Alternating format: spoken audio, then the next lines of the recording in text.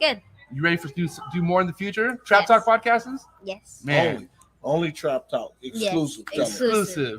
Oh. So stop calling us. Rub the spot, get the club to pop. When I come up with the crop, gotta love it or not. I'm hot from the hop to the rub the spot, get the club to pop. When I come up with the rub the spot, get the club to pop. When I come up with the rub the spot, get the club to pop. When I come up with the rub the spot, get the club to pop. When I come up with everybody, we do it. Everybody, we do it.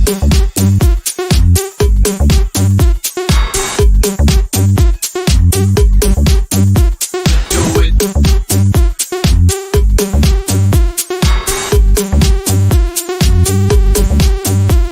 Do it.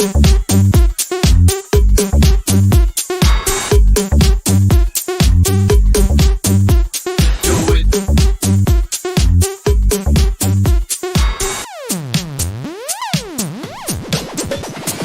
Rub the spot, get the club to pop. When I come up with the rub the spot, get the club to pop. When I come up with the rub the spot, get the club to pop. When I come up with the rub the spot, get the club to pop. When I come up Most Reptile podcast in the world. If this is your first time tapping in, what is good? I'm your boy MJ. Do your boy a favor, hit that subscribe button. More importantly, hit that like button.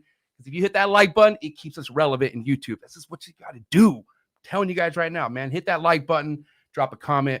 But more importantly, man, I hope my local cats are ready for tonight's show. Because if I'm pumped, you guys got to be pumped. Because what we got tonight, somebody very special, somebody a fucking legend in the city where I'm from. And that's motherfucking Mitchy Slick from Ron Kind Kennels and Bully Mob TV. What is good, Mitch?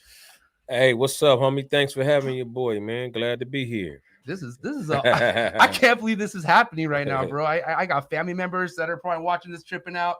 Because like I said, man, you go back to a time in my life where rap was real at the time. There was real gangster rap music at its peak, I feel like. And you were a front man for the city of San Diego for I don't know how many years, 25 plus years running. I mean, it ain't been that long, but it feels like it's shit.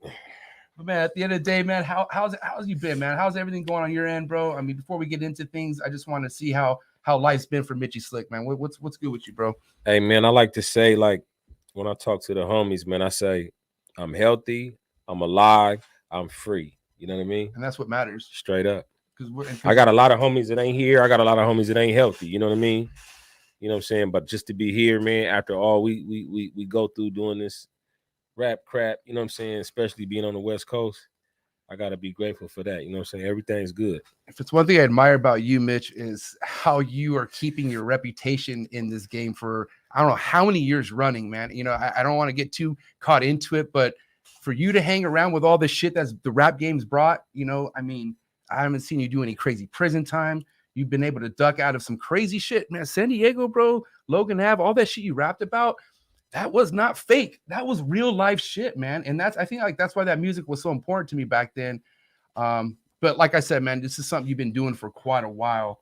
And I mean, you don't look like you miss any steps at all, bro. You just, you know what I mean? Hey, you know, it's a lot of things I feel that I haven't accomplished, but I don't think it was a way for me to be able to accomplish that much when I've done something so great in this, all those things you just named. I mean, like not being fortunate enough to not being stuck in jail for no long amounts of time or being murdered out in these fucking with all this rap shit going on. You know what I'm saying? Like I'm fortunate, homie, but at the same time, it was hard work. You know what I'm saying? So I mean, to even be here still be making good music. You know what I'm saying? It's hard work. Mitch, shit. this is like the first time. Okay, let's see. I met Mitch when I was 19 years old, 2005.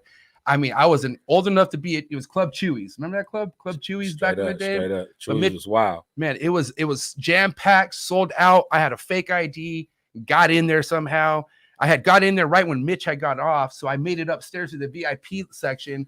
Oh, I was on stage at Chewy's. Yep, on stage. I was rocking Chewy's. It was pretty. It was sketchy. That there, motherfucker it was was scary lit, there. huh? It was scary in there. I knew I was like, damn, I am out of my element. But you know what? I'm gonna see the homie fucking play. Right. But either way, man, just that moment of seeing you in that element and seeing you fucking, bro. I mean, that's man. I don't know. San Diego is a city of some grimy shit, bro. Like I grew up with my own homies robbing my ass and shit like that. Like you always got to look after your shoulder, bro. And to do that in the rap game in San Diego, I don't know how you kept it like sane and not worry about fucking being shot at behind your back and shit like that, bro. Like I don't know, how did you make your moves back then? Like what it is a lot of stuff that you got to do that regular.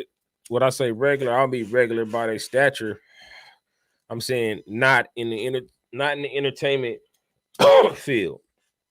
They don't understand a lot of shit. You know what I'm saying? And you never gonna understand it, homie, until you're in that position.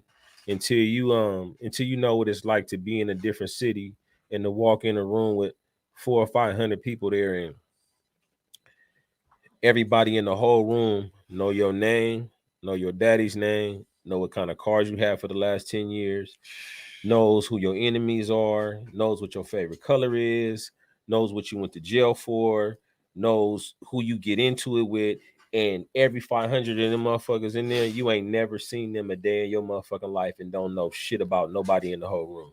Damn, that's kind of like how it is at a Tinley though, or some shit, huh? At a Reptile show, because at the end of the day, bro, like, your name is getting as big as, I mean, motherfuckers tapping in with you who you have no idea who the hell they are, and it's kind of like, you know, when you get noticed like that, you got people who know about. You got to move different. You do. You got to move different, bro. 100%. Now let's take things back, man, because at the end of the day, one thing that I always admired about, you know, I remember Trigger Ace Station. Iverson.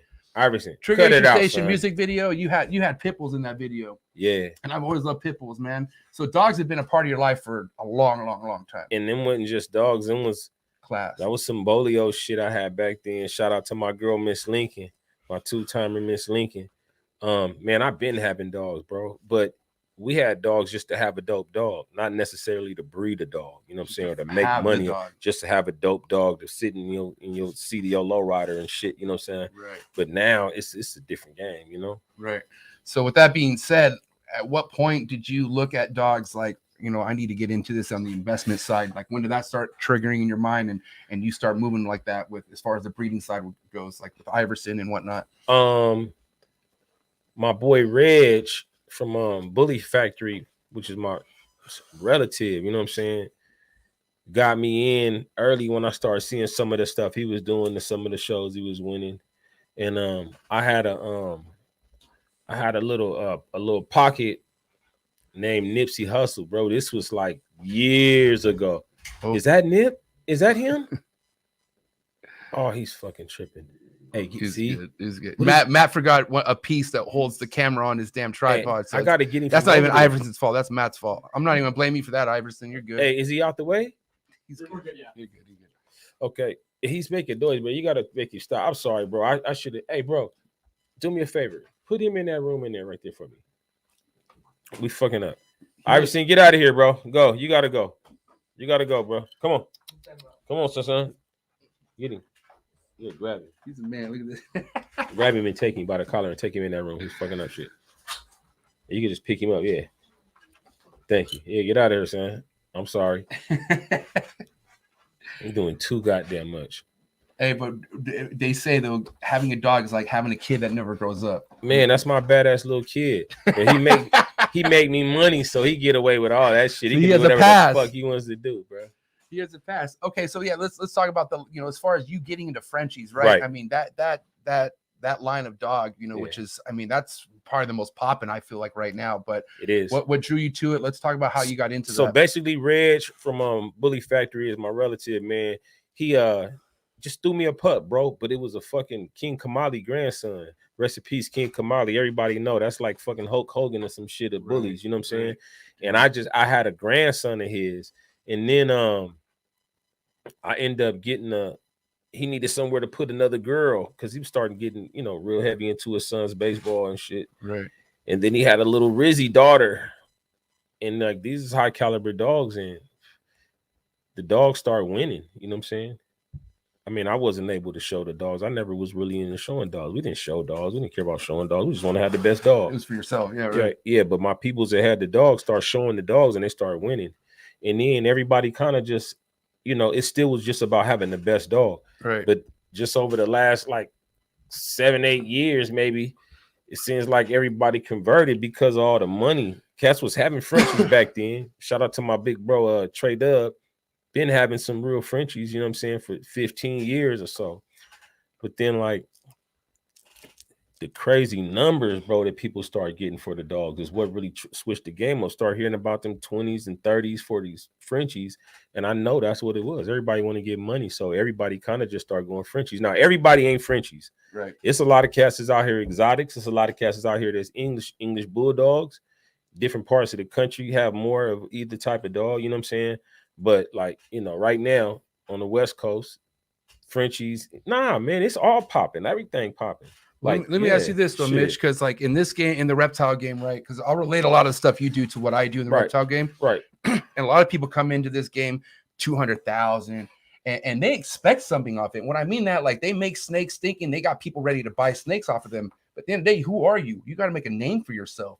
So what's that like in the bully game? Like, I mean, I like if you just come out of nowhere with these amazing looking dogs, is that going to be enough for you to actually get credibility, or is it something where you got to put yourself out there? You got to go to shows, link up. Like, where do you think the marketing's at with well, I think that it's a little bit more leeway in the bully and exotic bully game than it is in other stuff, because the history and the rules and the foundations have been set many years back. The reptile game ain't new. The reptile game been cracking. You feel me? 100%. But the bully game is you still able to kind of like everything ain't all the way, even though it is as solid, it's locked down. Is I just feel like you're able to make some things adjust right now, and you can come in the game with 200,000 and get cracking. Right. If you got 200,000, you can get in because it's really about DNA. And if you got that DNA, not for every DNA, but for a certain level of DNA, meaning the colors and the shit like that. You know what I'm saying? If you got the right, or the long hair, fluffies or whatever, if you got the right DNA, you're going to be able to get the money, because everybody's still trying to create this perfect dog still. There's no perfect dog. There's already a perfect snake. You know what I'm saying? I think kind of maybe. Well, some Justin Gabelka says the perfect snake is the next perfect snake. Like meaning like there's always something that's you're gonna like. So then no, it's the same. Yeah. But I think like it's never ending in the snake game. Like you're never gonna be satisfied. You could always make a better version of what you're making. But the difference between, we'll get into that. Right. So yeah, you can get in with 200,000, but you still got to have the right shit. And everybody's still trying to create this perfect dog, which is basically mixing the structure, which is what I'm mostly focused on, and then the color. And so that's the game with Frenchies, is structure and its color. So what's the ideal structure when it comes to you looking at, the perfect Frenchie? Like, give me an idea what kind of structure we're talking about here. Well, for me to create a perfect dog, and that's kind of like what I'm trying to create. Shout out to my boy Charlie over there at 24K. He kind of got me right and laced me up. A lot of other cats gave me game too. Shout out to Reg at Redline Bullies. Right. Yep. It's the homie right there. I learned a lot of stuff, but already knew a lot of stuff because we all grew up together doing dogs, just different types of dogs. So as far as with the bully dogs, you know what I'm saying, I learned a lot of stuff, but you can get popping, but you shit, man.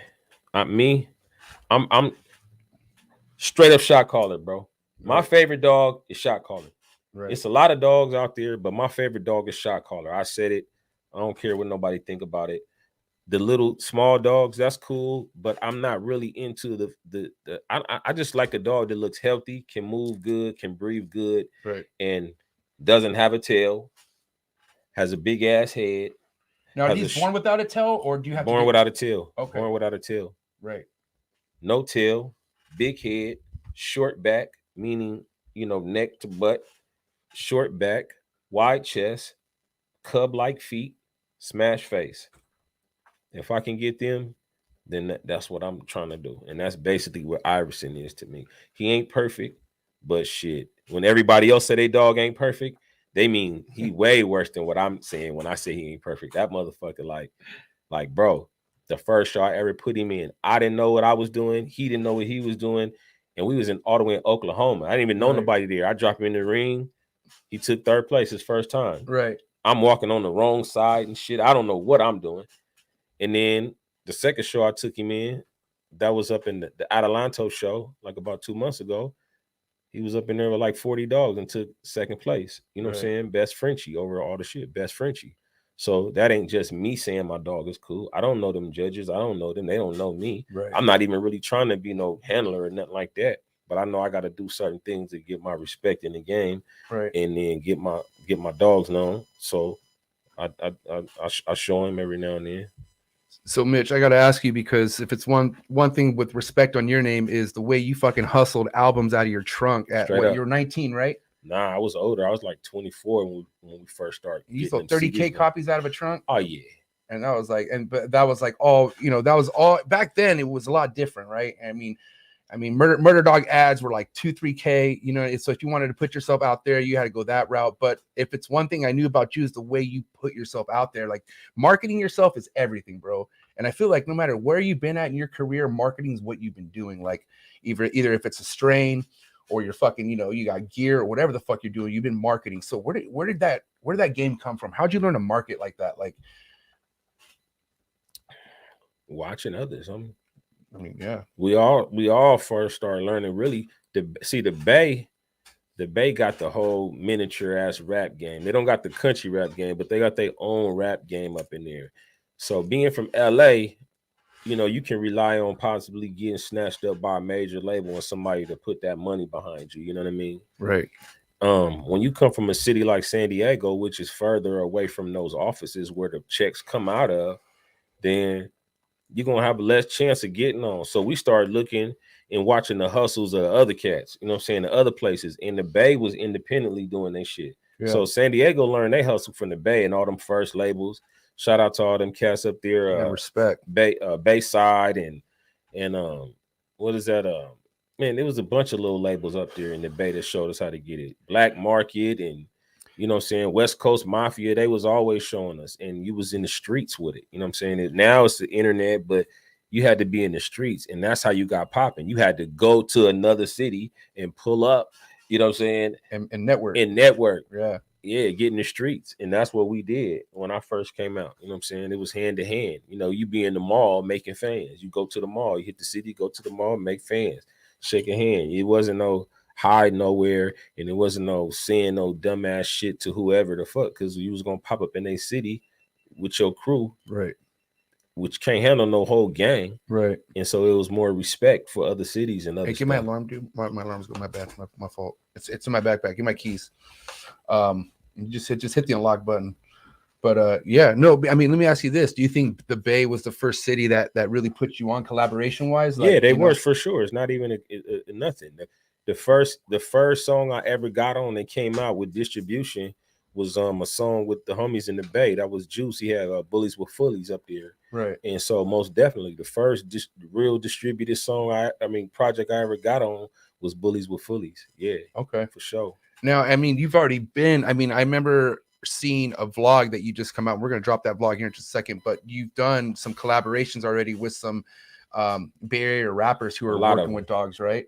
But let's kind of talk about some people you're collabing with, or people that you've talked to who are in the same game that you're working with right now. Well, let me see. It's a lot of cats because everybody's doing dogs now. We just had Filthy. I mean, I saw Filthy Rich. Filthy, right? I was thinking that too. What it is I put Filthy on my TV show, bro. I got a show called Bully Mob TV, of course, you know, and the show basically tells. Are we supposed to get into this yet right now? Yeah. All right. The show basically documents my journey into, you know, fucking around in the bully game. Right. You know what I mean? And I take you in depth. And a lot of cats in the game are my peoples or peoples that I fuck with. Like all the anybody with some bread damn near on the West Coast got a dog, got a Frenchie or English. And so what I do on this show is I document my mission on getting information, getting medication, whatever I'm doing with the dogs, I show you the shit when I go to the shows, when I show the dogs, and really just to learn and try to figure out a way to figure out what's actually the best of the best, because everybody got their own opinion. And right now in the fucking Frenchie game, it's a wide difference of opinion of what's the best shit. You know, do you have people out there who saying this is the way to do it and that's not the way to do it? Like, and let me ask you that, like, how do you respond to shit like that? Like, you know, I mean, obviously there's multiple ways of doing one thing, but in your eyes, I mean, do you feel like there's a lot of people like trying to make you do a certain way because that's how they like it? Or, I mean, how is it like what are like the do's and don'ts, I guess? In this what shit? I would say is like, it's a few different categories, like mainly 3. I don't want to say exactly what they are, but each category got their own big dog. And so I don't know if it really gets in the way. Right. But at the same time, you know, so say for instance, right now, you see a lot of dogs being marketed or being, you know, promoted, and then it'll say that the DNA carries no pied and no brindle. And so it's shit like that, but the dopest structured dogs be pied and brindle, because that's the original, some of the original colors that are recognized. So you're saying, is that a red flag when you see that there's no pied or because cats is on color now and not so much structure. But I take that back. No. It's some people that are heavy on structure. Right. But then there's a category of people that are just on colors right now. And ain't nothing wrong with that. You know what I'm saying? Ain't nothing wrong with that. I got some people I love they colored dogs. I mean, the dogs I got aren't just regular standard colored dogs. They still exotic colored dogs, but the Isabellas and the Fluffies and stuff like that, those dogs are a little bit a ways from being structured the way I want them to be.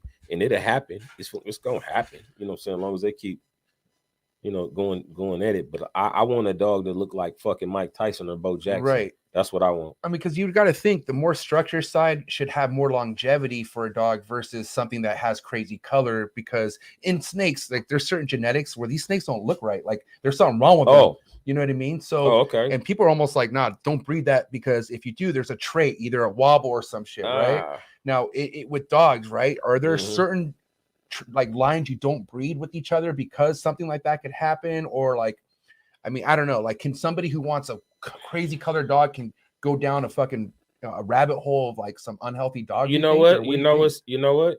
In the dog shit, in the bully game, you could use another dog that's a lot different from that dog to maybe correct some of the things in that dog. You know what I mean? Right. So I don't think it'd get worse if you're taking dogs that's on a whole different side of the spectrum. Right. You know what I'm saying? Because basically the separation ain't this blood or that blood. Is you got these dogs that are like real freaky, exotic looking, and then you got a more standard dog. You know what I'm saying? Right. And I like them to be like right in between there. Right. But everything correct though. I want his feet to look perfect. Like if you look at his feet are perfect. Right. His face is perfect. His breathing is perfect.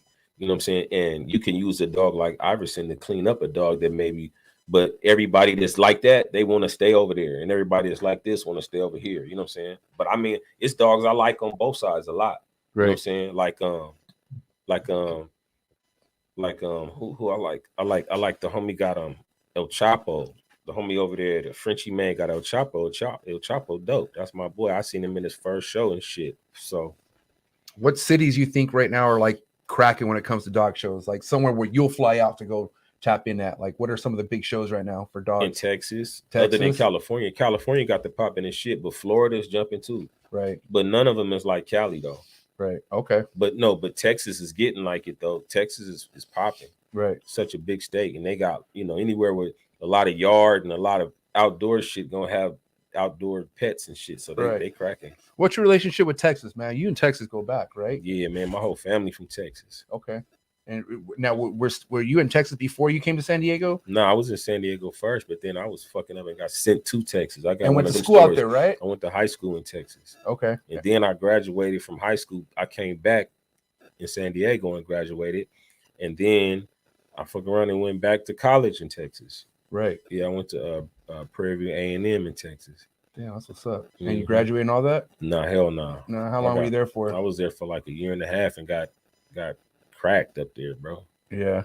Yeah, fuck my shit up, bro. And they wouldn't let me go back to no more colleges and shit, man. And that was then you came back to the hood. It was so dumb. Came back to the hood. Right. Yeah. Now, is that when you started pushing the music game? Was that, or were you already in the music kind of Never was in the music. Did it all happen when you came home from school? Yeah, but it wasn't. Nah, I still wasn't. I wasn't even thinking about that for a long time after that either, though. When did it start happening? Nah, man, I was like, shit. It was like 5 years after that. I was just in the streets thugging. Right. That's it. And that was during a time when the independent labels really started kicking the door, and like No Limit and shit like that. Right, you start seeing cats not having to be from New York or LA. West Coast. Not West Coast. Oh. No, direct cities. Compton. Cities. Got it. Okay. Inglewood. You know what I'm saying? Okay, well, so you don't got to go their route to get on. That's what Master P showed us. Right. You can really get popping in the streets and get on. Long as your name is good, you official, and everybody know you, and you outside. And I was all of that. I was exactly like, oh, yeah. I was like, hey, that's right up my alley. Let's go.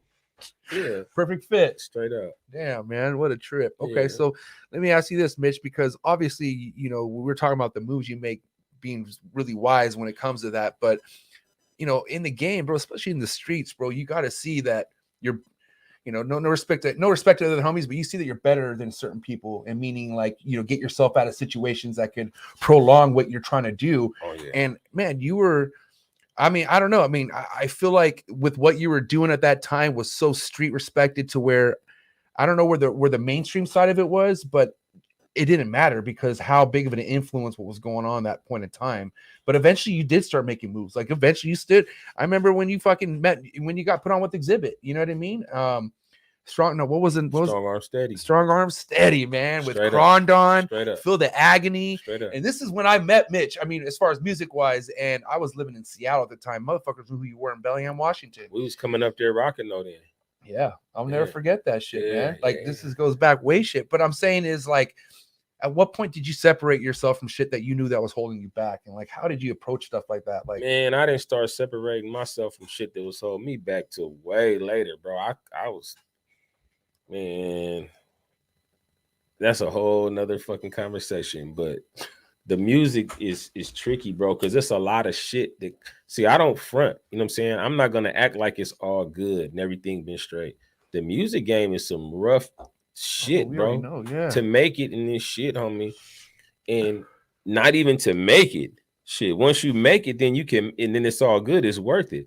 But a lot of us ain't made it, homie. I ain't made shit. I ain't made it. I mean, you know, I do what I do. You know what I'm saying? I could take care of shit, but like, we still got to work around this motherfucker. You know what I mean? Stop. It ain't no stopping. Yeah. So, you know, but with that comes a lot of stuff because people don't really understand why you people frown up at shit they not familiar with, bro. Oh, of course. No matter what it is.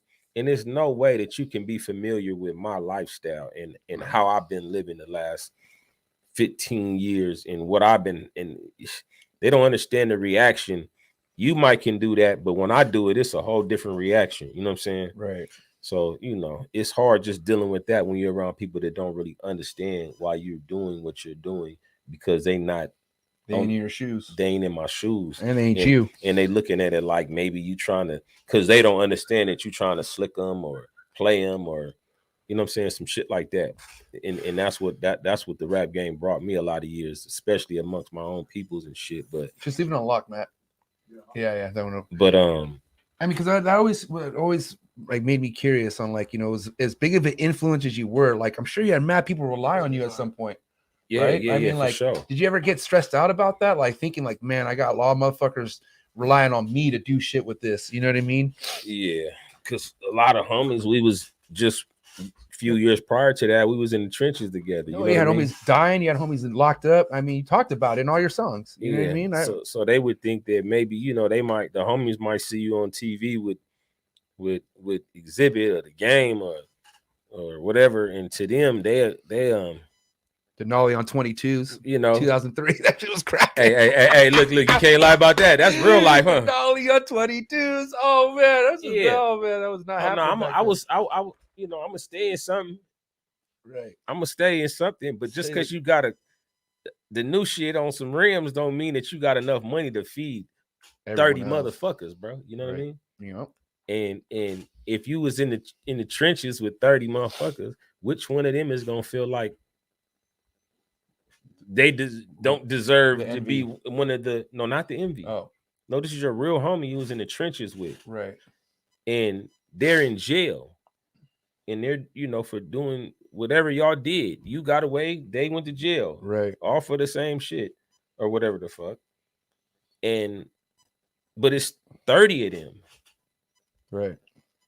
I mean, there was a point in your life where you weren't even. It's 30 of them. There was a point in your life where you weren't even allowed to be around certain people. Like there was a gang injunction which like was new to San Diego. Like you were in I was part of the that first era. person they put on the gang injunction in Dago. It's a California gang injunction, bro. I mean, for people who don't know what that is, can you kind of explain what the California gang injunction is? The California gang injunction is a gang ordinance that they made up in California, probably like 97 or some shit. And it said that regardless of whether you've been in jail, being convicted, even if you're a juvenile, we can put these restrictions that we have on you that prevent you from doing like 100 motherfucking things. And you can get put on this list just from hearsay. Right. Not even from being convicted of anything. They can just put you on this list. They go around to the neighborhood and they show like 24 people, I think, this thing, and they sign a petition to say that, to some old lady, hey, you want these bad kids off the street? He went to jail for this, they just, or whatever. That easy. So now you're on this list. The community signed on it, and you can't hang here. You can't be with these people. You can't have, for us, it was shit like you can't have a pit bull. You can't have a water gun. You can't wave somebody down on the side of the street. All these things could be penalized with me violating this thing that we was on. And this held me to so many restrictions for like damn near my whole career until just maybe last year. They just say they got rid of this shit right now, man. Shout out to a lot of the a lot of people in the community that fought for this stuff, you know what I mean? But man, if it wasn't for that shit, man, it was so much more shit I could have done my whole career. Right. But this shit really, come on, man. They saying I can't be with my friends in my own neighborhood. Right. Now, the homies don't understand that all the way to where when you gotta really live by that shit. But if you got a contract with somebody that's expecting you to be somewhere or be out, I can't be going to jail on the weekends for even if it's 3 or 4 days and shit like that. Yeah. So damn, that'll keep you away. Right. And that's kind of how I got able to make it through the shit, because I would have to be away. Right. I would have to be away. Now, at what point did you? Because you left San Diego at some point, right? And I always was leaving. We was always leaving San Diego. Yeah, you lived in Vegas for a minute, though, right? Yeah. So you lived in Vegas for a minute, but you were always still back and forth from San Diego to Vegas. Yeah. And you even made music while you're in Vegas, or what was the main reason of always kicking in Vegas? It was the new place. The real estate was good, and we was going up there, getting money and buying houses. Right. Mm-hmm. Okay. And let me ask you this: as far as right now with music and the scene. You still are a big influence to a lot of people, bro, like big time, and I feel like I don't really see other rappers who've been in this game as long as you kind of leading by that kind of example, and no disrespect to anyone out there, but I really feel like you care about the younger fucking generation, you know what I mean? But it's different nowadays. And a lot of when I was growing up, we all looked up to the bigger homie. Like that was the goal, is to have the big homie to go to for info or just on some advice. But it's not like that nowadays. It's a little different, huh? It's a little different, but we still got an obligation though, because it make the whole hood better, bro. When you got the little homies accomplishing certain things, it make the whole community better. So I'm always gonna be trying to, push the homies or support the little homies in the neighborhood with whatever they're doing, whether it's music, whether it's sports. And when I'm saying these things, I ain't talking about like, oh yeah, go man, do your thing. Nah, I really be busting my ass for the little homies. You feel me? No, I've seen it. Like trying to get them deals, taking them on tours and all type of shit. The little homies that play football, they can anything they need from me, I'm there for them. You know what I'm saying? I'm real involved with the team up at Lincoln High School. You know what I'm saying? Big supporter. Shout out to the Hornets, right? Yeah, Hornets. Lincoln Hornets. Yeah, man. And right. we just basically pushing over there for, the kids at least give it a Lincoln a chance and see what you can do academically at Lincoln, because that was the problem for so long. They thought you couldn't get your academics right at Lincoln. Right. And if you put your mind to it, you know, you can do whatever you want to do wherever you at. You know what I mean? But that's what we pushing at Lincoln. And right now, the football team is one of the main draws to keep us in building the community, you know what I'm saying, by some good cats, you know, because once you graduate from high school, you're going to come back, you know what I mean? Yep. And so a lot of the good kids in our neighborhood aren't going to Lincoln. Right. So they ain't coming back. You know what I mean? Shit. So we trying to create that to build a community. You know, we got some good people over there, but we got to make them involved. You know, shout out to everybody. We went to state championship, and a lot of the older homies from the neighborhood pitched in, you know what I'm saying? Marcus Allen and Terrell Davis, and shout out to the homie Rob Logan over there at the he's worked for the fire department, one of the head guys for the San Diego Fire Department. Man, fire department donated money for Lincoln to go play up in the state championship. Nick Cannon, you know what I'm saying? A lot of people from the community was looking out. We really care about that over there. So that's what's up. I helped make sure all that stuff happened at Lincoln. No, I mean you tapped in with Nick Cannon for a long time now. That's you guys. When did you meet Nick Cannon? At what point? I met Nick Cannon was running around on the playground and in the projects over there. We was all living at. You know what I'm saying? Well, I didn't live in the projects at this young age. I didn't get. We talking Bay Vista? Bay Vista. I didn't live in Bay Vista till I got older and started doing some other shit. You feel me? Serious shit. I was living in a whole Bay Vista. You feel me? But Nick and them lived up there, and I would always be up there. Nick was always running around. You know what I'm saying? But then he left. You know, maybe like around, I think maybe middle school or something like that, moved to the other side of town or something. Right. A lot of homies do, but everybody know their roots and where they come from because they family still be in the Jacks. You know what I mean? Right. So yeah, but I wasn't no part to none of Nick's career. Nick got where he was at on his own, doing that. I mean, not on his own, but Nick was doing that shit, Nickelodeon and bubbling all that shit. Right. I was doing some other shit. You know what I mean? That's what's up. And then we would always communicate one way or another. But Nick always had like, you know, homies hired and working for him, you know what I'm saying, from the town. So whenever I want to go to the lab or do that type of shit, it was always open for that. That's what's up. Now I want to go back to what we were talking about, how the way you market and how you got certain people that you connect with. And if you guys do me a favor, go down the link below, Bully Mob TV. Okay, check out this episode. But what I was tripping out about, because you don't find this in the Reptile game, it's just really rare. Right. But you got a vet, homie. Somebody took you behind the scenes, Doctor. That's Dr. Biv. Dr. Biv. Okay. Dr. Biv is Dr. Biv is the coldest fucking vet on the whole West Coast, man. I would say the whole world, but I don't know all the vets. But I know for sure he up in Vegas, bro. That boy hospital is lit. He got all the dopest dogs coming through, homie. And you know, he always looking out for me, man. Shout out to taking you Dr. behind Biv. the scenes and shit. Come on, bro. We in the fucking delivery room, homie. He giving me puppies and shit. Got Nipsey Hussle bumping in the background and shit. You feel me? That's what I'm talking about. Yeah, nah, man. Mitchy Slick, I tell you, whatever I'm seeing in the dog world, I'm showing you on my TV show. I got a few more episodes right now, homie. I'm looking for a fucking deal, man. Who want to give my show a deal? My show is lit. I need a budget for it. So that's the only reason why I got one episode out right now, homie. It's only one episode out right now. Go check it out, y'all. Bully Mob TV. It's in the link below, guys.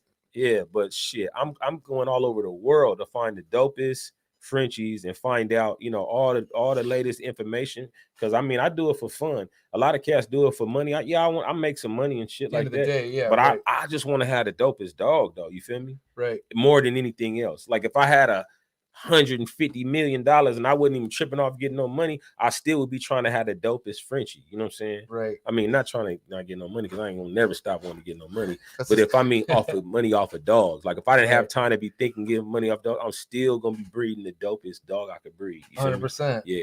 So let me ask you this: what's your longevity game plan with the dogs? Like, I mean, obviously, you know, we're gonna do some traveling, doing some vlog, but with Iverson and the legacy, you want to start with him.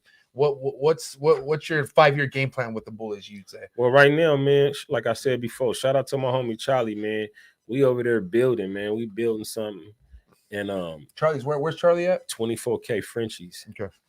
And we just trying to improve on that blood we got over there. And he got all kind of shit, man. He got all the fluffies and all. He got English dogs and all that. But right now, man, like I said, I maybe potentially grow to that big, me myself personally.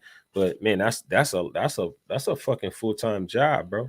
I mean, I got a yard man and a dog. I got a house that's just for my dogs and just somebody there to keep my dogs. You know what I'm saying? Right. But shit, 20 or 30 of them, I don't know if I'll be able to keep up. And eventually, when I slow down on some of this other shit I'm doing, but you know, oh yeah, and let me plug Snowman right now. Go to snowman.com, y'all. Listen, it's the craziest, most bracking crypto investment you could do right now. The shit just jumped up 77% in 24 hours. It's a coin that my partner created and it's booming, homie. It's called the Snowman coin, man. Go tap in with it. Let me ask you this: what's been your knowledge behind the Bitcoin and all this shit? I don't know shit, bro. All I know is I do what the homie tell me to do. Talk about this. All I know is that the blockchain is fucking the bank, but I ain't gotta pay nobody no outside entity to be in my business and shit like that. I know that, goddammit. And I know the Shiba coin got the crypto messiah booming. You heard of crypto messiah? Yep. Booming. I know that. So you know, but nah, I got a good homie, man. Shout out to my brother Trill, man. This is my bro right here, man. He's a genius, man. And if y'all ever need a genius to come genius for you, tap in. And I got the homie. He on deck. He's so on deck. Like he know every fucking thing. This fool got invented a fucking credit card where you could just get your crypto off the cash off your card. The card. Fuck it transfers yeah. automatically. Fuck yeah. That's the future, bro. Man, come on, bro. Yeah. Damn. You know what's crazy is because how almost worthless the US dollar is becoming, bro. You know it's crazy, homie. You know what I tripped off of? It went like 2 whole weeks, homie, without no cash in my pocket, bro. And you were good. I never did that, bro. No cash in my pocket. I was like, now, of course, I was in a different. This nigga's wild, homie. What is? Oh man. Anyways, bro, you're gonna be able to tell the behind the scenes stories. Say Mitch saw this shit, just fucked us up on TV right at that part of the interview. Oh yeah, this is really fucking us up. This little Nas, what was it, Nas God. character? Oh my god, bro, you could change that. I never even knew this video existed, homie. This shit's really extreme right now. What's going on? But I mean, let me ask you this, man. You've come a long ways in the rap game. Said that shit. What does that do when you see what's happening right now in the rap game? Like, oh man, I mean, like the music's different, bro. Because I don't give a fuck.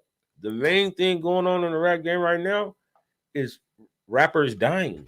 Yeah, that's crazy.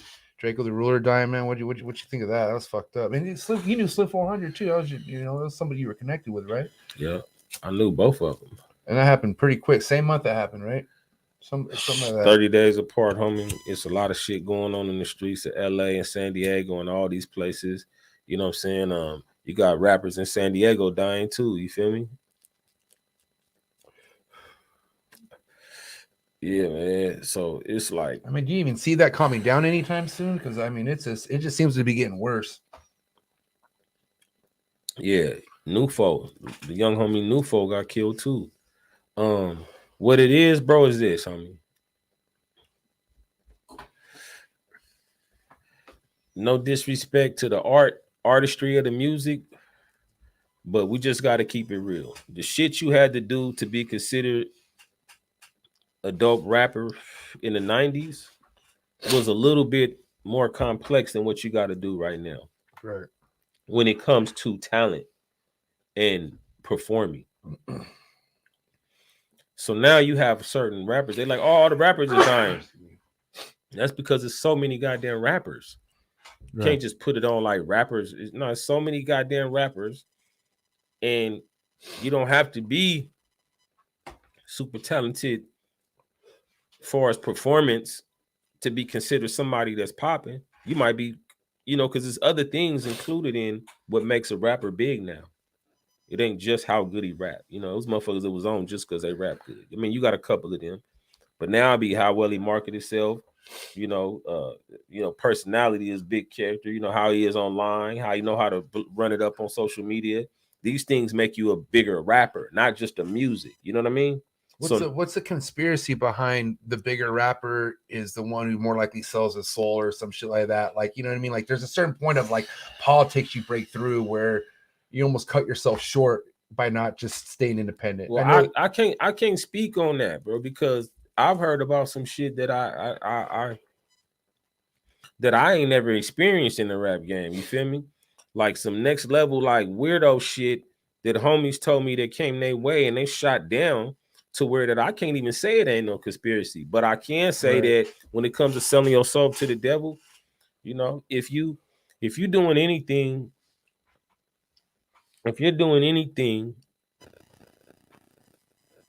to add on to your streams or to the success of your music that's negative and don't got nothing to do with music, you selling your soul to the devil. Right. Straight up. Ain't no other way around it. That means you doing some shit that's bad to get good. You feel me? If you talking about people's dead homies on songs, what happened, homie? I mean, Dead homies on songs. what is That's that? not What is like? good, What is bro. that kind of like for you to experience, to hear all this motherfucking dissing and people literally talking about dead people who just died and stuff like that? I mean, I mean, what do you think of that? I think that I think everything that you do in life should be done for a reason, homie. Right. And the reason should be some, good. So it should be to make your health better, to make you smarter, to make you faster, to make you stronger, to make you healthier, to make you richer. If you doing anything that don't do none of that shit, like what the fuck would you want to do that shit for? What does that do? Yeah. What does that do? I feel like in today now, I know what it does. You know what it does? It makes all that doing that type of shit that some of the artists are doing now on songs. All it does is make people want to kill you more. Yeah. That's it. So what the fuck do I want to do something that's gonna make people want to kill me more for? Right. Man, that's wild to think. Now let me ask you this: with the dog game, being attached to the rap game, I mean, do you still want to keep the music as close as possible to the Bully TV? Like, do you still want people to know that at the end of the day, Bully TV is linked to Mitchy Slick Music? Like, I mean, do you want to keep that a part of the same? I guess it's in its beginning stages right now. Homie. You know what I'm saying? Like, because each one kind of fuels the next. You know, right? So I'm not necessarily saying I want to take it apart and make everything its own entity, but nah, we're gonna involve music and all the shit, bro. So as of right now, what are some of your main concerns as far as the kind of moves you want to make this year with the dog game? Like, what are some things you're trying to accomplish this year with that? I want to get the 2 stud dogs I got right now known. You know, studding is a big part of the game. You know what I'm saying? I know people making like 20 bands a week, you know what I'm saying? Just by studying out the dogs. Fuck yeah. And how does that work? Like, more, so for instance, like let's say I got a female, you tell me a certain price. Do you then go to my house? Do I go to your house? Like, how are you guys working that out? Some people got their own doctors that pull up. Some they got mobile vets. Some people meet at the vet. You know what I'm saying? It's a couple good ones around here. You meet at the vet. Or some people do their own shit, depending on whether they're doing a AI or SI or surgical. You know what I'm saying? Artificial or surgical. Oh, so there's different ways of breeding them. Yeah, but so what's way you rather do it? Like, I like surgical. Okay, so explain how that works. They take the fucking semen. Yeah, and they put it directly on the egg in the female. Oh, straight up. Yeah. Wow, that's probably a way less risky thing to do than having them. It's a couple things that can happen. Yeah, but it's something that can happen. The girl can get some. I think some could get infected or something or some shit. But it's more risk though. Right? Yeah, but it's usually very, very safe, and I've never ever had any problem or anything like that. But yeah. Is it more cost effective? I mean, does it cost more to go that route? Well, you don't want to miss a breeding. You don't want to miss your girl getting pregnant. You don't want to miss it. You just cut yourself out of like maybe potentially $100,000 this year by missing that breeding. Right. So you don't want to play with it, bro. The same as when you want to have the puppies. You don't want to play with it. You don't want to risk them getting sick. So it's not a natural birth. Now, Frenchies aren't a big dog, so let's talk about like the normal litter size. Like, how many dogs on an average are you getting from a female, and like, and whatnot? Like, how's that? I say 6 dogs, 5 to 6 dogs is average. Oh, nice. Okay, 5-6 dog average. And then like, as far as like the, what's like the ratio of them surviving? I mean, are they pretty easy? Like, is it pretty easy to establish a puppy dog? I've never bred, so I wouldn't know. Well, dogs. So let this be your answer. My boy will have like 3 litters at one time. He'll have like 20. No, he'll have like 4 litters at one time. Yeah. And he'll have like maybe 5 apiece, 22 pups, and none of them will die. You know what I mean? So he has it down. Yeah. Okay. And I can tell you right now, man. I mean, motherfuckers don't sleep when they get litters. I mean, it's like you said, like it's a full-time job and then some. Whelping is a game too. What's that? It's people that just whelp. What's whelp? That means like take care of the pups. Oh, from shit. birth to they old enough to survive. I think it's like 2 weeks or something like that. Just to take the first stress 2 off weeks. The owner, like, oh, you don't have to deal with that shit. Like the Yeah, nurturing. Basically. Hell yeah. Damn, that's a lot of work. A few bands. Yeah. And so there's people reputable for that. Like there's actual most definitely. Okay. And how hard is that to find? Like, let's just say very easy. Really? Mm-hmm. Do you have somebody that does that for you? Yes, I do. Okay. Yep. That's what's up. Now, how hands-on have you been with the breeding? But I don't do it myself. Right. I mean, but no, wait. I haven't done it myself. I haven't used it myself. But if it came to it, which is probably gonna get to that, I'm gonna have to start using it. But I've whelped my own litters. You know what I mean? Okay, so you've already done it yourself. Yeah, hell yeah. And let me ask you that. Like, what was your first experience like doing that? Like the first time I whelped litters was when we was dealing with pit bulls, and that wasn't shit because they take care of everything themselves. Yeah. Right. But then these Frenchies, you gotta sit down, bro. Right. You gotta sit down, and sometimes you gotta bottle feed. And then you got to know how to bottle feed so you don't give them fucking pneumonia and shit, get the fluid in a wrong hole. And then you got to watch the temperature. That's the main thing, temperatures.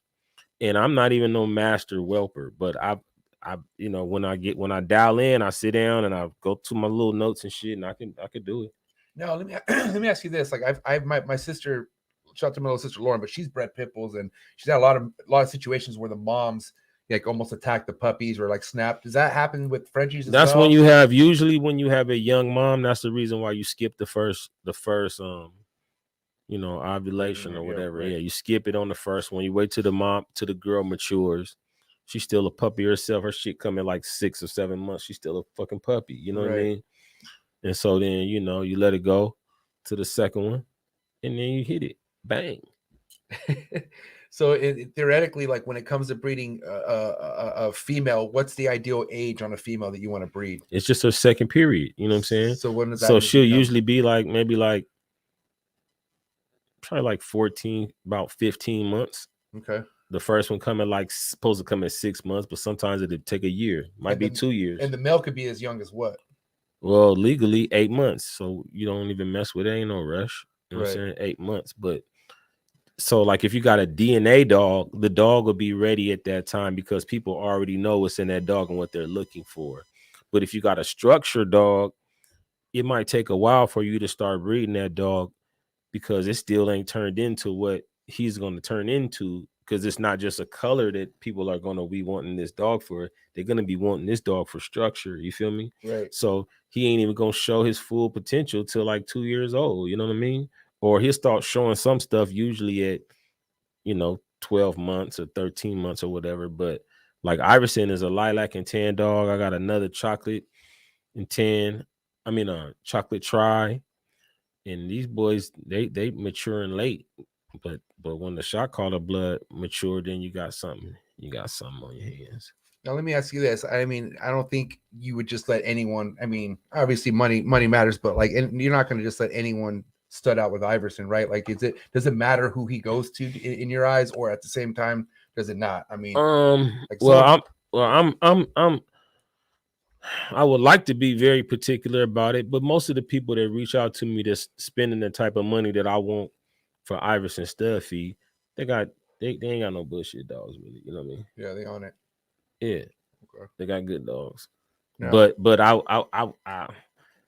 I would much rather breed to all perfect ass bitches, you know what I mean? But it ain't always like that. Sometimes somebody got a dog and they want to make their dogs correct and get their program correct, and they're reaching out to you to help them do that. Right. Yeah. Now I've mentioned this before, shout out to Jay Diggs, but you know Jay Diggs, right? Yeah. And I see him traveling, dropping dogs off, Jay Diggs be into all the shit. Whatever's popping, Jay Diggs be into the shit. And me and him be everywhere, the same places and shit. Jay Diggs got some heat. Yeah, man. And I feel like I think it's awesome that he's actually able to just fly it on the plane, take it directly straight to. Iverson is a sensitive needs. He's a special, special needs dog. what's the name for that? The service dog. Yeah, He's a service dog. I got his ID right on my shit. he's Straight official. up. Yeah, hell yeah. He's official. And we're gonna show off Iverson before the end of this podcast. Don't even trip. We will floss this dog off, no problem at all, because this dog is amazing. So this is the official service dog paper. So in case anyone tries to talk shit, he just floss this. This dog's allowed anywhere. Anywhere. Anywhere. Hey, motherfuckers can't even tell me that I can't live somewhere and shit. Like they can't tell me I can't live in you know how they be like no pets or some shit like that. That's what I used against my landlord that I'm at Yeah. now. They can't have pit bulls. No, it's a service dog. Look. Right. Damn, Ivy, where your shit at, boy? There go one. That's my girl, Apollonia. There you go. Here's one service dog That's ID right here. Apollonia. This is your girl? Yeah. Oh, she's pretty. Then there go bears. There we got another one. Oh, there you go. Yeah, he's your Iverson kid right right there. there. Your kids like your kids' IDs. Look, Straight up. This is awesome. Look at this. Iverson, straight up. So these, you floss this anywhere you go, airport, anywhere, and Wherever. you're good, right? Yeah, he hop on the plane. He sit right at my feet, bro. Now, is that something you pay every year for? Like, how does that work as far as the service? Nah, I like, paid one time it? for it. Yeah, I got to renew it. Okay. And that's something you like to do for all your That dogs. shit raw, bro. Yeah. Government official. Yeah, that. Look at that. Get a close up on that motherfucker, man. There you go. Yeah, that. Government, United States federal law. Like, honestly, that's what it says right here. Yeah. Oh my god! Because you guys say, I mean, me and Matt do a lot of traveling. We see motherfuckers take their dogs straight on their plane nowadays, straight on their laps. You gotta go through a lot of training, though. A lot of training for that. Right. I got PTSD, homie. He helps me fly, man. Now, I mean, nuts. You mentioned you kind of brought awareness to PTSD. Right. What, a couple years ago? You had an I had album, an album, bro. An album, Right. man. That shit was PTSD. hard as fuck, bro. Now, what kind of influenced you to want to talk about your PTSD? Like, what made? Because not a lot of people could do that, and for you to, especially a rapper, you know what I mean? You know like, what really got me on it, bro? When I started noticing all the people from other ethnicities and shit being able to, like, I saw a few people like get off on murders and shit like that, or get lesser times because of them being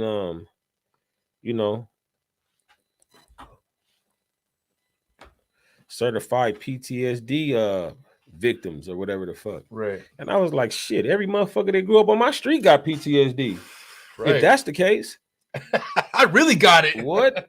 Come For on, real. man. No, for Come on. real. Because if you live on my street every day and every night, at least every 4 or 5 nights, you're going to hear some gunshots and you go see some helicopters and you go see some motherfuckers that if it wasn't this time of day or night, possibly would shoot you or some shit like that drove by. You see a motherfucker that you drove by, a motherfucker that for sure will shoot you, that shot people. Just think any gangster driving down the street, he shot somebody before. There was a point in time where you got to walk past these motherfuckers every day. Oh, you got PTSD.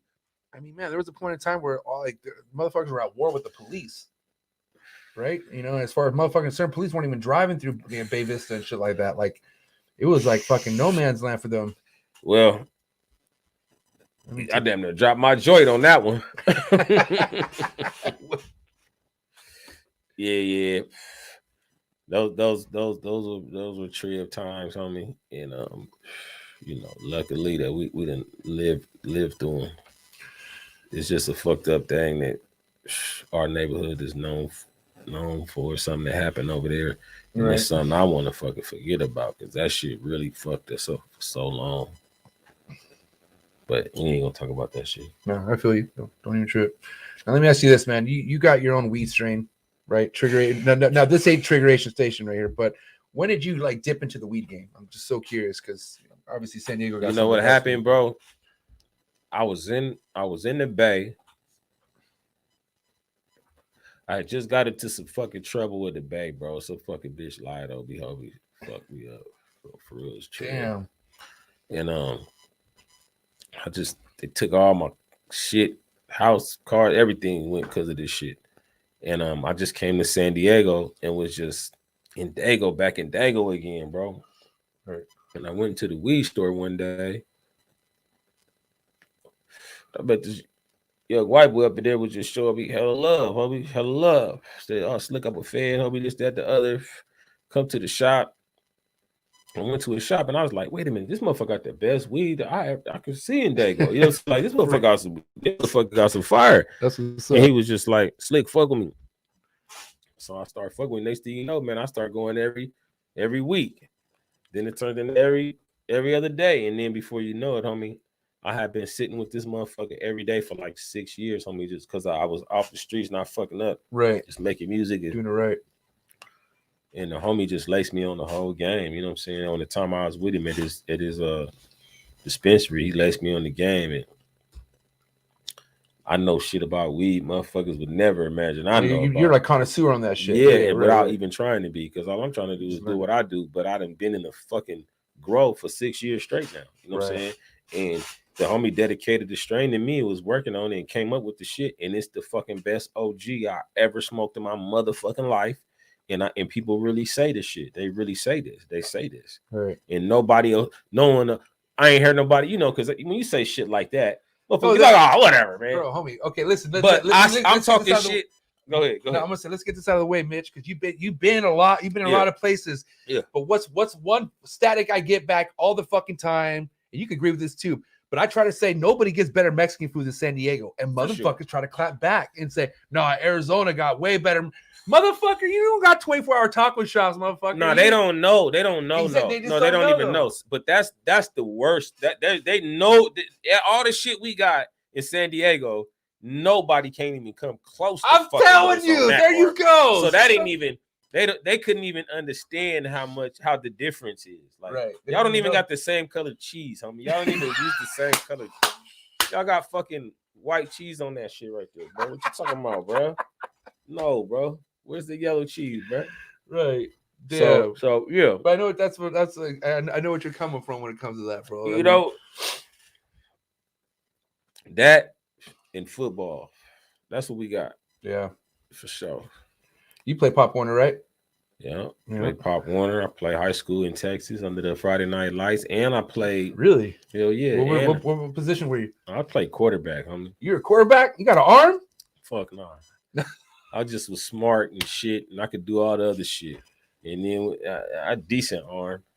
I don't know why they always try to make me fucking play quarterback. I played quarterback my first year. Yeah, you can run though? Oh yeah, I did all that shit. Okay, that makes sense. But then when I got to high school, my senior year, motherfuckers don't know. Here go a slick secret. Right. Motherfuckers really don't know. My senior year, my junior year, I played at Estacado High School in Lubbock, Texas. But I had broke my collarbone and shit in San Diego the year before that, or something like that. Fucking ride motorcycles in Otay, bro. Dirt bikes in Otay during football season, homie. Not good. Broke my collarbone. So you're out here visiting? And no. You were living out here at the time. Yeah, and then as soon as I got well, I fucked up and did some shit, had this big old fight and shit. Mom sent my ass to Texas, so I went to high school in Texas. Right. But I played football when I went out there in Texas. So then I told Mom I couldn't stay no more, and I shot back to fucking San Diego. She said, "Yeah, but you can't go back to Lincoln." So I went to Chula Vista High School. I played running back. You went to Chula Vista High School? I played running back for Chula Vista High School. Damn, what a trip! Yeah, Chula, they always had a good squad. They was in shit compared to the year that I played for. Right. It wasn't really because of me though, but we had a good ass squad that year. Donnie Edwards and shit played for him. Like I think he played for him when I played for him. Damn. So would you say that's probably the biggest, passion you have about going to Lincoln High School games, because you kind of get to relive all that shit that you went through, and you see these kids? Well, I grew up at Lincoln. My grandmother taught at Lincoln. We played every day after school at Lincoln. Like we go and sit up and eat our roll tacos at Lincoln. Like, right, that was the spot. Like when school ain't open, you know what I'm saying? Like the basketball courts, we go to the taco shop and then we go play basketball up at Lincoln. Schools wasn't all locked up and shit like that. You know, back in the day. Right. So we go up to Lincoln and just play football like it was a park. We'd be playing on Lincoln football field every day. Like, let's go play some football. All right, we at Lincoln on the football field. Shit was ran down, fucked up, didn't matter anyway. Right. Shit was told to fuck up. You know what I'm saying? It didn't even fucking matter. The gate wasn't even closed. You could just walk on Lincoln football field. We just grew up at Lincoln. Right. It was no big deal. Mm-hmm. Damn. Now, let me ask you this. I was tripping out, Mitch, because, after I got you to want to go ahead and say, to come on the podcast, you tapped me into somebody. Right. Reg. Yep.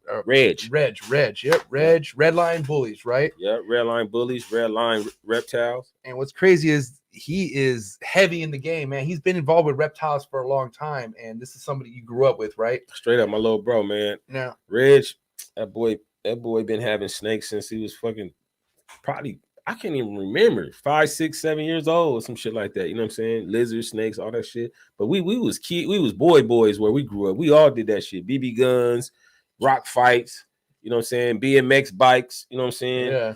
The infamous, famous Ramp Patrol Canyon. For those that know, it sounds funny for me to say it now, but ask anybody over 35 years old about Ramp Patrol Canyon, bro. We had a dope ass dirt bike and BMX Canyon right there off of fucking Euclid, homie, in Imperial, like close to Euclid and Imperial, and it would be pros, homie, in our canyon, bro, in the hood riding. Did you ever go to Honda Hill? Nah, where was that at? That was right there off Brandywine, right there off Orange Avenue. Oh yeah. No, that's where I broke my collarbone at. Yeah, right there. Yeah, bro, I was put in the hospital right there. I fell directly in the canyon. I broke my goddamn collarbone, bro, over there. Yeah, what a trip. No, we really rode dirt bikes and shit coming up because Southeast, it was a lot of canyons still back in the 80s. Not too many houses. It was a lot of canyons, but it was a lot of houses too. It was just more space. Now it ain't no space. You know what I'm saying? Right. All over, the boys was all over there in Emerald Hills. They used to ride up there and shit. And then the homies used to ride over there by Valencia Park and by Pac-Man Canyon. And then the homies over there by Bay Vista used to ride in 4-5 and all that shit. All used the Ramp Patrol Canyon. But these was like real dope ass canyons, like for bikes, real bike half pipes in the fucking big ass ones, natural half pipes and shit, like perfect, out of dirt, but natural ones, like they're all groomed because so many people use them, so they're just groomed, like sick ass shit when we grew up, homie. And that's the shit I be mentioning now, because that's what show you how motherfuckers that grew up like in fucking Del Mar and all that shit, they would never imagine it at the same time in the hood. That was the main shit we was doing too. You know what I'm saying? Shit, the fucking drains over there off Imperial and shit. Right. Ask anybody, bro. All the pros used to be over there, homie, in the drains off Imperial, right in Canto, homie. All the pro skaters and shit. So I have to ask you, Mitch. I mean, I've seen the excitement after. Hood. I've seen the excitement behind your face when I showed you a Justin Kabelka video. You know, that guy's house I was at. Balling. What do you think of the snake game, bro? I mean, I know you're just now kind of tapping into it, but like from what you've seen so far, that guy's place I went to go visit. I mean, what's your my stepmom, bro, had snakes all while I grew up, bro. I used to sleep in the room with a 13-foot Burmese, bro. And I used to sleep in the room with a 13. You were cool with it? No I choice. was, bro. I don't know what the fuck I was thinking about, bro. To this day now, I'd be like, fuck. No, I used to sleep in the room, a small ass room too, in my pops pad with a 13-foot and I didn't know shit about no snakes. Like, I didn't know if that motherfucker would have grabbed me, I wouldn't have knew what the fuck to do. Right. Yeah, but no, I grew up around snakes, homie. But I don't know that much about them and shit like that. But I know it's a big thing right now. Like hella, not even now, been a big thing. You know what I'm saying? And the homie Reg always been the reptiles. He always wanted to open a pet store and shit. So he would always talk to me. I'll be like, little bro, it's gonna take some fucking inventory. And he was building that shit up too. I remember for a while he was building all this shit up too. Like I'm gonna open a store. You know what I'm saying? It never happened, but shit, shit now it can happen. It can happen, especially So you're saying that there's a chance that Mitchy Slick could tap into the snake bro? game? I'm not ready, bro. I don't know, because I want to know how to handle snakes. And my big bro Tiny Tim, hey, listen, Tiny Tim be snatching up rattlesnakes out the fucking canyon barehanded and shit, and he don't give a fuck. Like it ain't shit. Yeah, I mean, because I can tell you at the end of the day, bro, snakes don't want nothing to do with nobody, bro. They're not gonna come attack you. You know what I mean? Snakes are calm creatures, bro. You know that people get the misperception about a snake. They think snakes want to come charge your ass. They think they're slimy, all sorts of weird shit. But really, man, I mean, snakes are it, man. I gotta take you to my collection, bro. You trip out. I'm with it. You trip out. But I don't want to put my hands on a snake right now. I think my biggest snake is about 12 feet. Big mother. She's about to have eggs. Now they give us this snake like that gives me anywhere of 25 to 30 eggs. That's 25 to 30 snakes in one clutch. How much does snake go for? So in that clutch in particular, you know what a reticulated python is, right? Right. So honestly, those big snakes are kind of hurting the hobby right now because motherfuckers can't handle a snake that big. They either get out, they kill somebody. It's getting bad, But they're super dwarf version of those snakes. Like, they have smaller versions of a reticulated python. Oh. So this snake that I'm talking about that normally would get 16, 17 feet is I would say roughly about 11, 12 feet. She's maxed out. She's not as big as a regular snake, but she'll be producing snakes that only get 6 to 7 feet. So they're a lot smaller. So anyways, these are called super dwarf reticulated pythons. You know, I would say on an average anywhere from 800 to 4K a snake for one clutch, you know. Now that snake will give you a clutch every single year too, you know. And the thing is, you know, I was telling you about this at one point that a lot of people nowadays don't want to own a dog because how much work becomes behind taking care of a dog. Right. A reptile, you just got to give it water and feed it once a week. You know what I mean? Straight up. And that's why the reptile game's blowing up right now because motherfuckers just ain't trying to put the, you know, treat it. You know, I mean, you know, a dog, you're gonna be doing some work. You should be. You got to clean up shit every day. Yeah. Mandatory. You got to clean up shit, or else you're gonna have flies all over your fucking house and shit. House will be musty. You know what I'm saying? Yeah. And if your dogs ever come in the house, you gotta I fucking around and run the real goddamn shampoo across my carpet every other week. Right. Yeah. Hell yeah. It's work. All right. Now let me ask you this. I got a wrap up question before we get into the hot seat questions because I gotta hit you. You know, you're Mitchy Slick, but I still gotta hit you with some hot seat questions. Straight up. So a lot of people, I could tell you in this game or in any game, I feel like hits a point where they don't know what to do with the work they have, meaning how to market themselves, right? So what's your advice for anybody out there who has been grinding, putting in work, but then just don't know how to put themselves out there, or maybe are introverts or just don't feel comfortable? You better hire somebody that know how to do it. Spend some fucking money. Quit being scared to spend money. Pay somebody. And quit fucking thinking that you got your own way to do some shit. All you got to do is do this. All you got to do, listen, man, if you ask fucking who is that we watching on TV right there? This right here? That's Post, right? If you ask Post Malone, Young Thug, fucking Currency, Wiz, and YG what to do with a budget, they're all gonna say the same shit. But then, you know, a motherfucker that ain't never did it before, they always think they got the end. All you got to do is do this right here and do that. No, motherfucker, it's a fucking pamphlet laid out with all the shit you need to do. And you have to do these things right here. You can't skip over anything. And most definitely, the main one is going to be you have to, Baker Mayfield got fucked up. Watch this. Oh, he got cracked. Oh, good shit. Hey. You're gonna have to pay. You gotta pay. You have to have a budget. You gotta have some money, bro. Be ready to spend. Yeah. So you're trying to market yourself and you don't know how to market yourself. Some people got a natural knack for it. You know what I'm saying? Like basically like a Soldier Boy situation. He made himself online. That was a kid. He did it on his own. He had it. And a lot of these kids know how to do the shit. But then the other half of it is if you don't know how to do it, then you're gonna have to pay somebay to do it. Right. Find you, or don't just pay anybody. Find you a marketing team. Find you some internet dudes. Get on there and pay for some playlists and pay for some fucking goddamn PR and get popping. Right. All right. Well, I have to ask this for myself, bro. Just because I'm curious. But when's the next album being dropped? Like, what's the talk with that? Listen, bro. I just dropped a single the other day called "Sleep When I'm Dead," homie, featuring the homie Prophet. I kicked the year off with that, bro, and I'm getting a good response from it. That's just a little warm-up record we had just throughout. That's what's I got this album, homie, with this dope ass producer, homie, from Fresno, that goes by the name of Sir Veterano, and he produced this album I got called "Everybody Hates Mitch," homie, and this is a vintage ass sounding Mitchy Slick album, homie. This shit dope. Oh man, I'm ready, bro. Shit dope as fuck. It's finna come out like in a month. All right. Then I got the Wrong Kind group album, homie. Like we went straight gutter with it, homie, and made a dope ass group album just out of nowhere, homie. We finished the recording in like 5 days. I got hella projects coming. And then after that, I'm still trying to drop that Mitchy Slick's Triggeration Station 2. You know what I mean? And I got all the songs for that already. So I'm gonna dump a lot of music out. I'm starting to artists.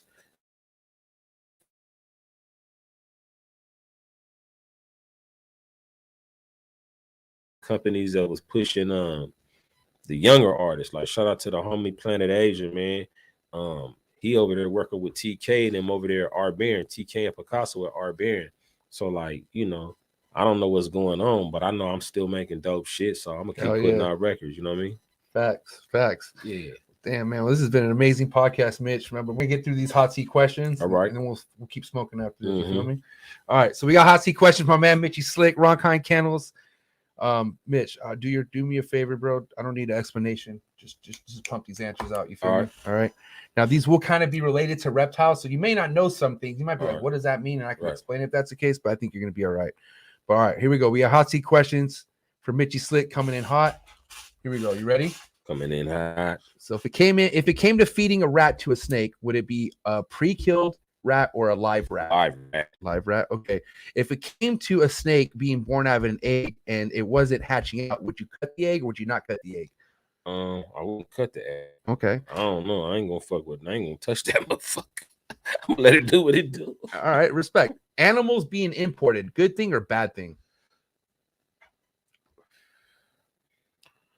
I don't know enough to just make an answer about that. Or do I just gotta say it right out? Because I got an educated, I got an educated thing to it. First, I'm gonna know what's best for the animal, because no matter what it is, it got to be what's best for the animal. I'm talking about animals picked out of the wild in Indonesia, like talking about shit from the wild. Like, well, I would think that it ain't good just because we don't want nobody to lose their life, bro. And if one of them motherfuckers get out, and all that means is that somebody's not perfect, right? If some super active, high caliber ass, super poisonous ass snake get out, it's gonna kill somebody, right? Red colored baby snake or a yellow colored baby snake? Which one make the most money? Red. Straight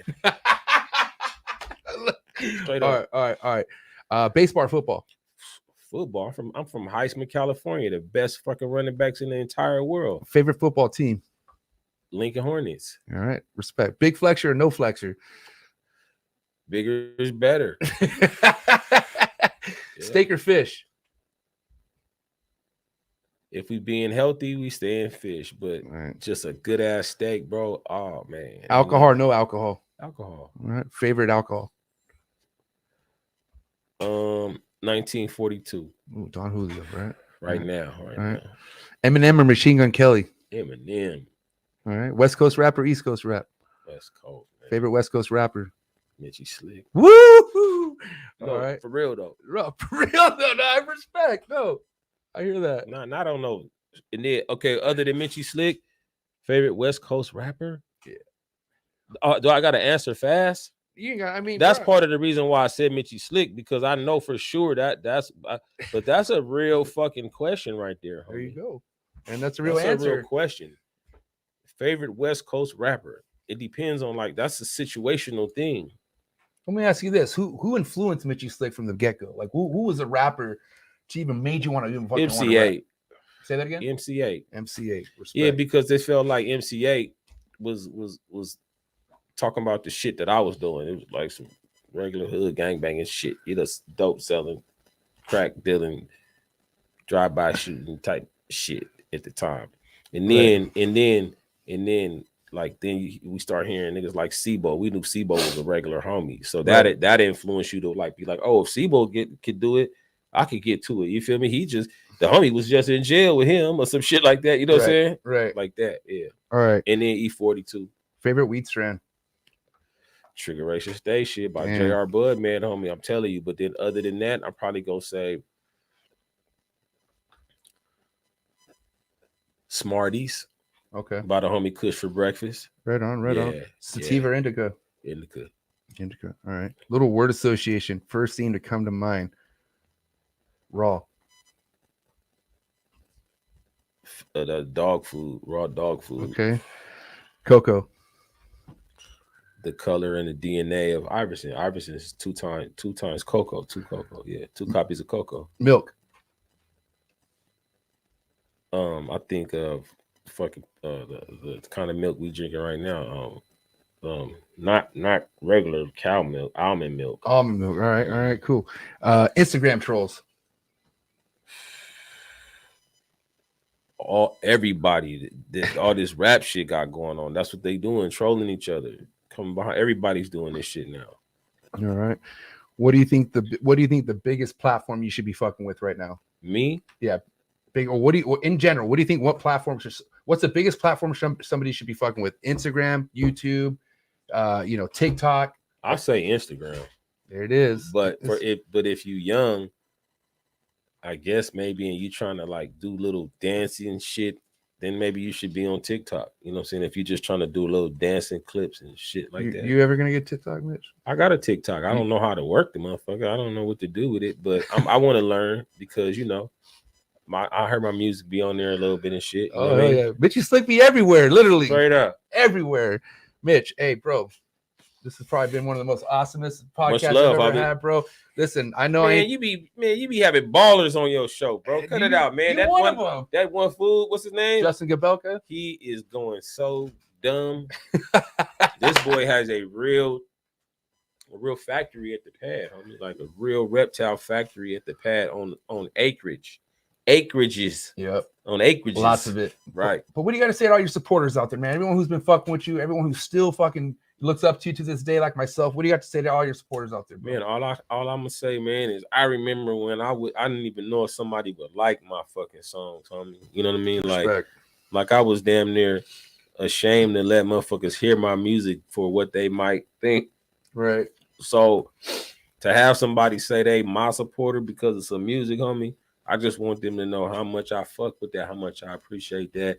And if you ever want to holler at me about some shit, I ain't gonna be on no Hollywood shit like a lot of these motherfuckers be on it because I feel like I owe it to motherfuckers liking me. Straight up. Man, respect, man. Well, I gotta say, this has been something else. Shout out to everyone who tapped in. I appreciate it. Make sure you hit that subscribe button, hit that like button, and you go check out this dude's Bully Mob TV that he has a part of his Mitchy Slick Wrong Kind YouTube channel. But there will be a Bully Mob YouTube channel TV being launched. Am I right? It will. And like I said before, listen, my show gonna be dope as fuck.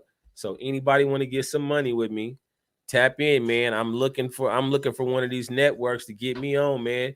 Give me a budget because I'm gonna run our shit up. This shit is, hey, this fucking Frenchie life shit I got. Yeah. This shit could be, man, if we fucking show this shit right, bro, this shit would be dope as fuck. Because everybody that's balling got Frenchies. Shit. That's the truth. And they all my homies. I mean, or they fuck with me. Shout out to the homie Travis Barker. Shit, Travis got hella Frenchies. Damn. I was at Travis' house. He got about 7 Frenchies running through the fucking house. You know what I'm saying? So Frenchie Games where it's at. Bottom line. Straight up. All right, man. That's what's up. You guys have a good night. Thanks for tapping in.